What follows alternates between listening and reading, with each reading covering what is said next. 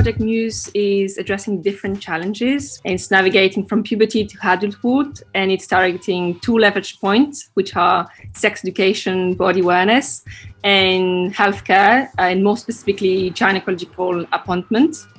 The first collection is a kit for young girls to be more aware of their bodies. It's layered in different chapters of educational cards and objects.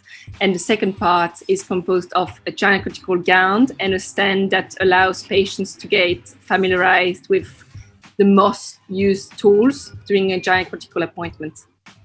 So the first part is targeting childhood, and it's basically a box offering physical objects, physical artifacts to open up those conversations about body awareness and sex education by targeting different topics from puberty, sexuality, pleasure, and then adulthood and all the change that can happen within the body.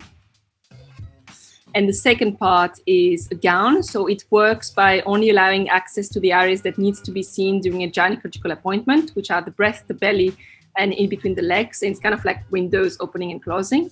And the stand is basically a narrative around the 5 biggest families of tools that are used during a gynecological appointment. It's supposed to be placed in waiting room, and there are pressed buttons that can be pressed, and then patients are given an explanation, professional explanation on the tools, when it's used and why it's used. One of the most alarming numbers right now is that in France, where I'm from, and in the UK, there are less and less young women going to gynecological appointments because they're ashamed or they're worried or they're anxious about what will happen there.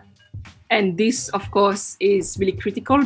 So that's why I tackled it in 2 points. First, by education, so young girls, how to make sure a new generation will be more comfortable in their body and more aware.